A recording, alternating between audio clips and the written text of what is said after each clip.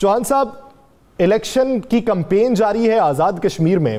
کہا یہ جاتا ہے کہ پاکستان تحریک انصاف عمال نامہ اپنا دکھائے، کشمیر کا سودا آپ نے کیا، بزدل آپ ہیں، آپ کشمیر کے بارے میں کچھ نہیں کر سکتے، جو سوچ ہے بہتری کی وہ صرف اور صرف پاکستان مسلم لیگ نون کے پاس ہے.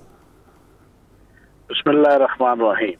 دیکھیں، سب سے پہلے تو بیگم صفدر امان کے میں آپ کو نون لیگ کا جواب دوں گا، پھر بلاول زرداری کا بھی جواب دوں گا جو وہاں سے پڑھ کے مارتے رہے.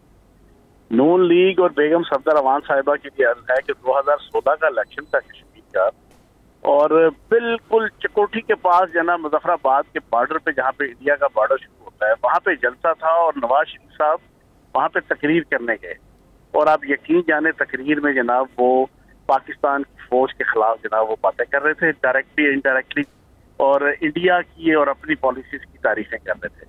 اب ان سے پوچھو کہ بیگم صفدر امان سے کہ آپ اور آپ کے والد صاحب اور جناب مودی وہ قوم کے بچھڑے ہوئے میلے کے بھائی ساری دنیا کے اندر کنسیڈر کیے جاتے ہیں. جناب ساڑیوں کی اور آموں کی پیٹیوں کی اور آپس میں ایک دوسرے کے ساتھ تعلقات کی، اور مودی کی اماں کے ساتھ جناب اپنے تعلقات کی آپ کے والد صاحب برملا اظہار کیا کرتے تھے. آپ کے والد صاحب اور آپ کی جناب بیٹی کی شادی پہ جناب وہ بالکل تمام ڈپلومیٹک ایٹیکیٹس کو بالائے طار رکھ کے جو ہے وہ آپ کی جناب شادی کی تقریب میں وہ شرکت کرتا ہے. تو انڈیا کا اور مودی کا یار کون ہے، اس کا دلدار کون ہے، اس کا شراکت دار کون ہے؟ وہ تو آپ ہیں، آپ کا خاندان ہے. آپ آ کے یہ باتیں کریں کشمیر کے حوالے سے، اس فرد کے حوالے سے کہ جس فرد نے اقوام متحدہ کی جنرل اسمبلی سے لے کے ہر نیشنل، انٹرنیشنل اور ریجنل فورمز کے اندر اور فلورز پہ کھلا کے ڈنکے کی چوٹ پہ جو ہے وہ کشمیریوں کا مقدمہ لڑا ہو، تو میں سمجھتا ہوں کہ ان کو بات کرتے ہوئے شرم آنی چاہیے.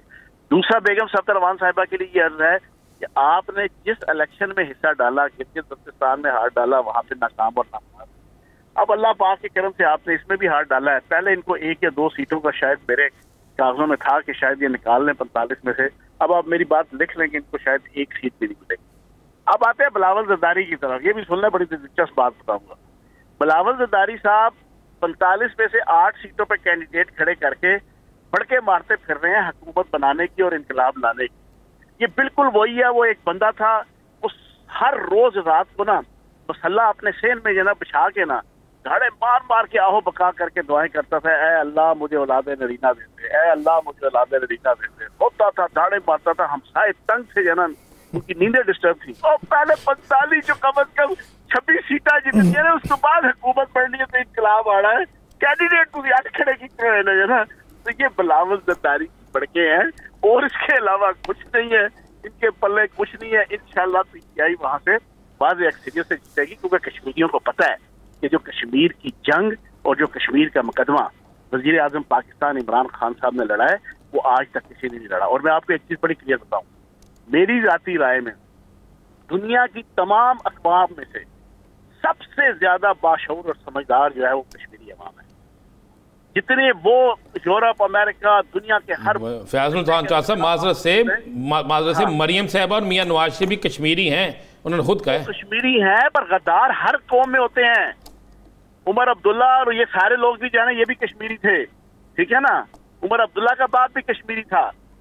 کہنے کا مقصد یہ اوور آل جو ہے نا ایک کنسیپٹ ہوتا ہے. اور سب سے زیادہ باشعور، سب سے زیادہ سمجھدار چیزوں کو، اب جو مقدمہ کشمیر کا لڑا ہے، یہ لوگ بیوقوف تو نہیں ہے نا کشمیر کے عوام، انہیں نظر نہیں آتا. ایویں سید علی گیلانی جو ہے وہ عمران خان صاحب کی تعریفیں کرتے ہیں.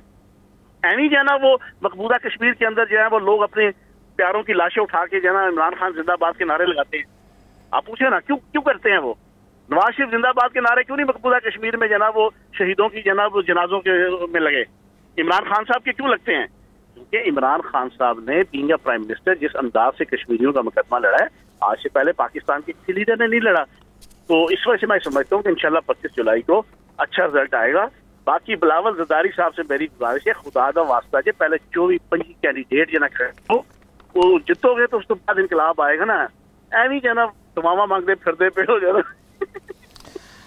چوہان صاحب چلیں کشمیر کے الیکشن کا رزلٹ آ جائے گا، چونکہ کشمیر کا الیکشن ہم اس لیے ڈسکس کر رہے ہیں کہ کشمیر کے الیکشن پہ بڑا ڈیپینڈ کرتا ہے.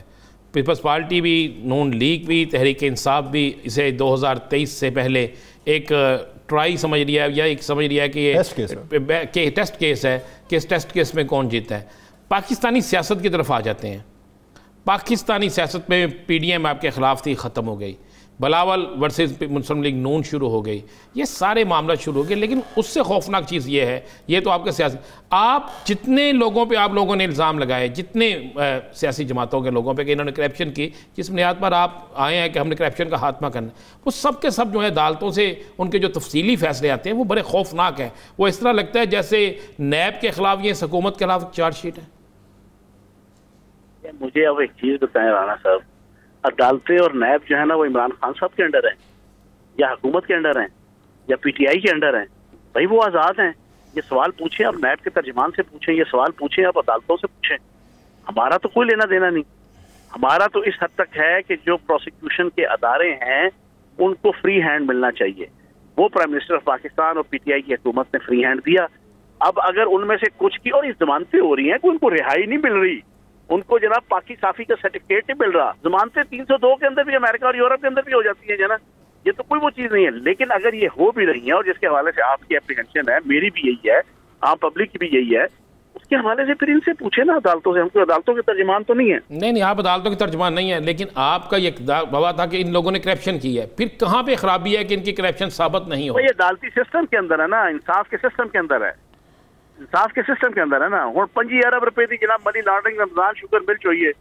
شہباز شریف صاحب سے پوچھو تو وہ کہتے ہیں بھائی جی میرے بدتمیزی کر دینے، اور تسی happy birthday to you منانا سے جانتے ہو جنا ایف آئی اے دفتر. خدا کے بندو 25 ارب روپے کی منی لانڈرنگ ہے، آپ کا بیٹا اپنے منہ سے مان رہا ہے. مجھے نہیں پتا جی، پتہ نہیں کون جو ہے نا وہ میرے اکاؤنٹ میں جو ہے نا یہ اربوں روپے ڈال جاتا ہے جو ہے نا. ساڈے بچیاں دی کون 5 روپے دی ٹورنیٹو دی ملتی ہے تو انہاں دی کون جو ہے 1.5-2 ارب سے دیے. چوہان صاحب آپ نے میاں صاحب کا ذکر کر دیا ہے. وہ کہتے ہیں گزرا زمانہ واپس نہیں آتا. عمران خان نے گزرا دور واپس لے آئے ہیں اور 10-10 گھنٹے کی لوڈ شیڈنگ ہو رہی ہے. اضافی بجلی تھی تو لوڈ شیڈنگ کیوں ہے؟ ایک گھر نہیں آپ نے بنایا، 50 لاکھ گھروں کی آپ نے بات کی، ایک نوکری نہیں آپ نے دی، نوکریاں تو لوگوں سے چھین لی. مسئلہ یہ ہے کہ انہوں نے اپنے دور کے اندر پیپلز پارٹی اور مسلم لیگ نون نے اربوں روپے کی کمیشنیں کھا کے اور اپنے ذاتی بھی بجلی گھر بنا دیے، اپنے پارٹنرز کے بھی بنا دیے، اپنے محسنوں کے بھی بنا دیے، اپنے دوستوں کو بھی بنا دیے. لیکن اس بجلی کی ٹرانسمیشن، جو مہنگی ترین بجلی یہ بناتے ہیں اور کھاتے ہیں یہ پیسہ فون کا، اس کی ٹرانسمیشن کے لیے 4 آنے نہیں لگائے. نہ آپ کی ٹرانسمیشن لائنز کے اوپر، نہ فیڈرز کے اوپر، نہ کنڈکٹرز کے اوپر، نہ ٹرانسفارمرز کے اوپر، نہ آپ کے پورے سسٹم کے اوپر. صورتحال یہ ہے کہ بجلی کی ٹرانسمیشن کے لیے آپ کا سیٹ اپ سارا گڑبڑ ہو جاتا ہے.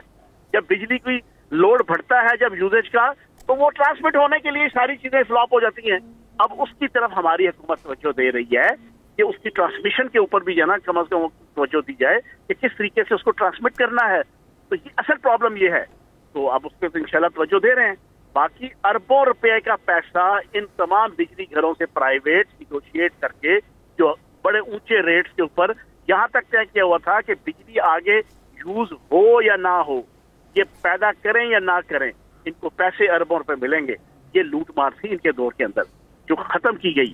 ان سے نئے سرے سے معاہدے کیے گئے، اربوں روپیہ پاکستان کی اکانومی کا بچایا، اور اب بجلی کی ٹرانسمیشن کو بہتر کرنے کے لیے بھی سارا سسٹم انشاءاللہ بنا رہے ہیں. چوہان صاحب، کوئی عید سے پہلے لاک ڈاؤن کے حوالے سے کوئی پالیسی آپ کی حکومت کی، لاک ڈاؤن کرنے جا رہے ہیں نہیں کرنے جا رہے ہیں؟ کوشش تو یہی ہے کہ چیزیں نہ ہوں. پرائم منسٹر صاحب بھی، اسد عمر صاحب بھی، این سی او سی بھی، سارے یہی سمجھا رہے ہیں کہ احتیاط کریں، عوام ماسک پہنیں اور بہت زیادہ فنکشن مکس اپ ہونے کی چیزیں نہ کریں. تو اللہ پاک کرم کرے گا. جنا پہلے بھی لاک ڈاؤن مکمل تو خیر نہیں لگے گا، یہ تو بڑی کلیئر کٹ پالیسی ہے. اسمارٹ لاک ڈاؤن اٹ میں بھی پاسبل، اللہ نہ کرے کہیں پہ کسی شہر کے کسی ایریے کے اندر ایسے حالات بنے.